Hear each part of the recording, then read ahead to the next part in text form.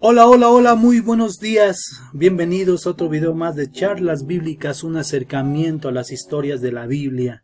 Y hoy con el tema el Dios de los profetas. El Dios de los profetas. ¿Qué es un profeta?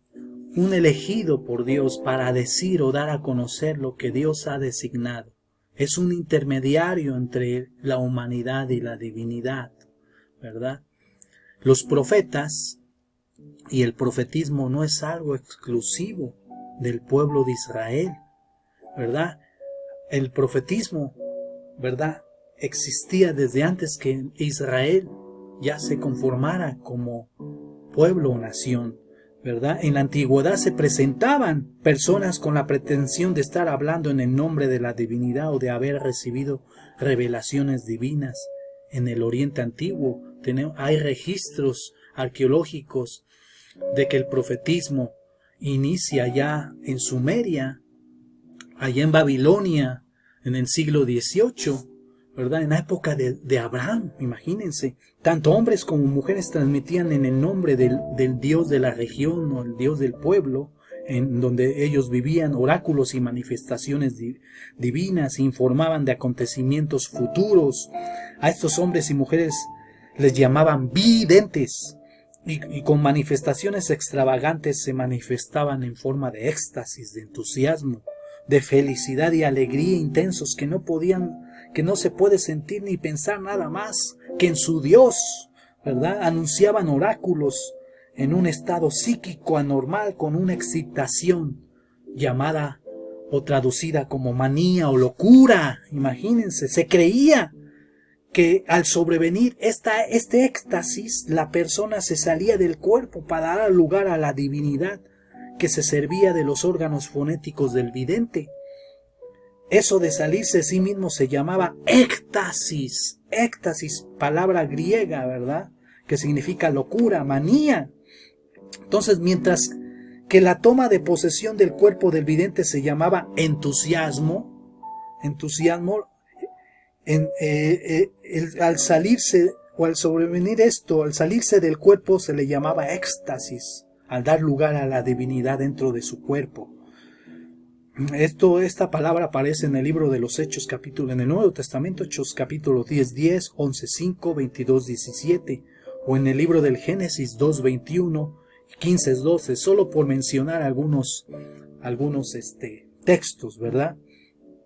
Entonces, por ejemplo, en Egipto ya había videntes que profetizaban a reyes, se les consideraba pues siervos de los dioses. Como no es el término profetas, es griego, ellos le llamaban relatores, la palabra relator, de la divinidad, el intermediario entre los dioses y los hombres. Asimismo en Fenicia, en Canaán, en Asiria, en inscripciones. Aún hay inscripciones del 700 antes de Cristo y aún más atrás del 1800, del siglo XVIII antes de Cristo, ¿verdad? Oráculos, ¿no? ¿Verdad? Hay registros donde aparecen oráculos y profetas en diferentes naciones, ¿verdad? Por ejemplo, en Delfos todos conocemos el oráculo de Delfos, ahí en el monte, en el monte Parnaso, donde las musas cantaban poesías, ¿verdad? Y tocaba, según la tradición griega, la lira, el dios Apolo, ¿verdad? La pitonisa, para recibir inspiración divina, se sentaba y era una joven, una virgen, vestida de gala, vestida de gala, y por mucho tiempo se dieron violaciones por la belleza de ellas, y después pusieron a mujeres mayores de 50 años, ¿verdad? Para que no volvieran a ser los hombres que iban a consultar ahí y violaban a las mujeres, pues para que no lo volvieran a hacer. El oráculo de la pitonisa lo recogía y escribía un profeta y lo entregaba al consultante, ¿verdad? Los consultantes eran personas normales del pueblo, ¿verdad? Que venían a pedir un oráculo respecto a su futuro, respecto a lo que iba a suceder en algún acontecimiento que ellos tenían pendiente, ¿verdad? Entonces, la pitonisa respiraba la exhalación sagrada que era un gas alucinógeno, ¿verdad? Que producía alucinaciones, que emanaba de la grieta del suelo, poniéndola en trance y le hacía hablar con la voz del dios Apolo o en otros idiomas, ¿verdad? En otros idiomas y que no se podían entender y que el profeta los escribía, lo interpretaba y los escribía y se lo daba al consultante, el resultado, el oráculo, ¿verdad? Y así se pronunciaban los oráculos, ¿verdad? En la antigua Grecia. La palabra oráculo del griego viene de la palabra manteia, mántico, del sustantivo mancia, que significa adivinación, predicción del futuro. Existen hoy varias formas de mancias, por ejemplo la quiromancia, negromancia, piromancia, cartomancia, ortinomancia, etcétera. Todas las mancias que puedan existir son una forma de adivinación, ¿verdad? Y estas formas de adivinación eran prohibidas en la Biblia para el pueblo hebreo. La Biblia hace una diferenciación entre un profeta y un adivino. Por ejemplo, en Deuteronomio 18:10 dice: no se ha hallado en ti quien haga pasar a su hijo o a su hija por el fuego, ni quien practique adivinación. Aquí aparece la palabra mancia, ¿verdad? En la Septuaginta, la traducción del hebreo al griego, ¿verdad? Adivinación. Las mancias eran prohibidas, eran una abominación a Dios. Allá en el Medio Oriente se encontraron un centenar largo de tablillas cuneiformes encontradas en los archivos reales de Mari y contienen el testimonio más antiguo del fenómeno profético, siglo XVIII a.C. Contienen el fenómeno profético más antiguo, allá por la época de Abraham, en las primeras palabras en estilo directo de las divinidades a los hombres. Increíble. El estudio de estos textos nos permite asomarnos al estadio más primitivo conocido de la comunicación entre la divinidad y los hombres, que encontró su desarrollo posterior en la profecía de los hebreos, de los profetas hebreos. Es decir, surge el profetismo antes de que naciese Israel como nación. Ya había profetismo en Irak, en Babilonia, en los antiguos pueblos del Medio Oriente, ¿verdad? Israel solamente es parte de esa efervescencia, ¿verdad?, profética en el Medio Oriente. Allí en Mari, lo que es Babilonia hoy, el país de Irak, y aquí está Elam, Irán, ¿verdad?, fueron encontradas, ¿verdad? Entre las ruinas de la ciudad pronto se identifica el palacio del rey Simrilim y su archivo real, su archivo de tablillas de arcilla, entre ellas más de 20.000 tablillas de arcilla que salen a la luz del archivo y que constituyen un tesoro para reconstruir los acontecimientos de los últimos años de ese reino de Mari. Se han encontrado unas 59 tablillas de arcilla conocidas como cartas proféticas. Cartas proféticas. Y en los textos proféticos de Mari no existe un término genérico para profeta. Claro que no, porque la palabra profeta es griega, ¿verdad? Entonces, los dos apelativos más comunes que reciben son Mahum o Mahutum, femenino, Mahutun, y Mahum, masculino, derivado de la raíz Mahum. Este es un profeta allá en Babilonia, en el Acadio. Mahum, estar loco, o enloquecer, o delirar, ¿verdad?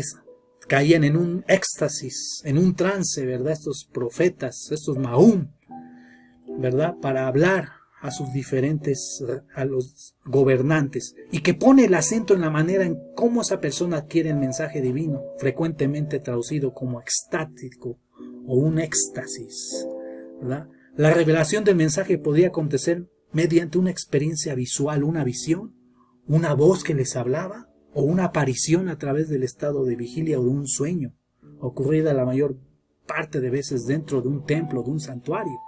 Recordemos que el dios Elohim también hablaba por medio de visiones, por medio de apariciones y de sueños, ¿verdad? Increíble es eso, ¿verdad? El dios Elohim. Entonces, esta es una profecía en Asiria. Por ejemplo, por otra parte, el Mahum de Abdú, el profeta del dios Abdú, el señor de Alepo, vino a mí ¿A quién es? Abu Halum. Y dijo, refiere a tu amo estas palabras del Dios. ¿Acaso no soy Abdú, el señor de Alepo, el que te educó en su seno y te hizo volver al trono de la casa de tu padre? Quiero que hagas lo siguiente. Cuando un creyente o una querellante apelen a ti, ponte en pie y hazles justicia. Es la única cosa que te pido. Si haces esto y prestas atención a mi palabra, entonces te entregaré al país desde oriente a poniente y será un país tuyo y próspero o populoso, ¿verdad? ¿Qué le está pidiendo el dios Abdú a Abu Halum? Que vaya y le diga al rey que haga justicia a aquellos que vengan a ser juzgados delante de él, que les haga justicia. Está pidiendo este Dios justicia, increíble, muy parecida esta profecía a las profecías bíblicas, ¿verdad? En la Biblia se llama vidente Roé o Yose a los primeros mensajeros que hablan en el nombre de Dios, ¿verdad? En el nombre de Dios. Roé, de Rober, vidente, o Nabí, profeta, ¿verdad? Lam, un profeta, Nabí. En el primer libro de Samuel, capítulo 9, versículos 9 y 10 dice, antiguamente en Israel cualquiera que iba a consultar a Dios decía así, vengan y vamos al vidente, porque al que hoy se llama profeta, está aclarando ahí el escritor del libro de Samuel, entonces se le llamaba vidente. Al que hoy se le llama Nabí, se le llamaba Roé, ¿verdad? Vidente. ¿Qué es un profeta? El nombre proviene del hebreo Nabín, que significa el que habla en lugar de. Por lo tanto, los profetas son quienes hablan en lugar de Dios o en el nombre de Dios. La palabra profeta es la traducción del verbo Nabí. Se emparenta con el término sumerio Nabú, fíjense. Ya en Sumeria existían mensajeros, que significa llamar, proclamar, nombrar. Por lo tanto, Nabí, en sentido claro, significa heraldo, mensajero, proclamador, ¿verdad? Y el sustantivo griego profetes o profeta es un derivado del verbo profemi, que significa hablar en lugar de alguien. En el caso de los siervos de Dios, hablaban en el nombre de Dios de Israel, ¿verdad? La característica de los profetas es que eran mensajeros de Dios, denunciaban injusticias, animaban al pueblo para su conversión y anunciaban, en el caso de los profetas hebreos, la venida del Mesías Salvador. ¿Cómo llamaba Dios a los profetas en la antigüedad? Por medio de visiones. Vemos en el capítulo 6 de Isaías, que Isaías ve la gloria de Dios y a los serafines proclamando, Santo, Santo, Santo es Jehová de los ejércitos, toda la tierra está llena de su gloria. Por lo tanto, el Dios de los profetas es llamado Yahvé Tsabaot, que significa, ¿verdad?, que significa muchedumbre organizada como un ejército. Así las tribus de Israel son llamadas los ejércitos, los Sabaot de Israel, o los ejércitos de Yahweh, ¿verdad? Yahweh Sabaot, Yahvé Sabaot.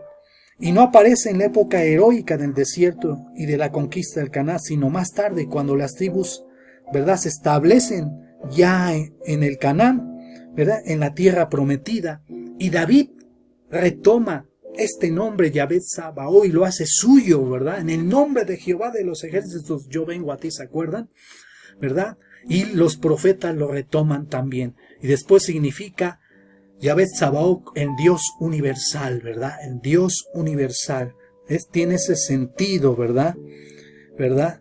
El que está sentado entre los querubines, ¿verdad? Entonces, el Dios de los profetas es el Dios Yahweh Sabaoth. El Dios de los ejércitos, el Dios de los ejércitos, ¿verdad?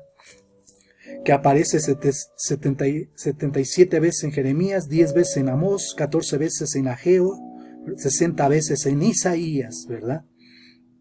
Entonces, como vemos, el Dios de los profetas es Yahvé Sabaoth. Nos vemos en el próximo video de charlas bíblicas, un acercamiento a la historia, a las historias de la Biblia. Recuerden, apoyen el canal y suscríbanse. para que llegue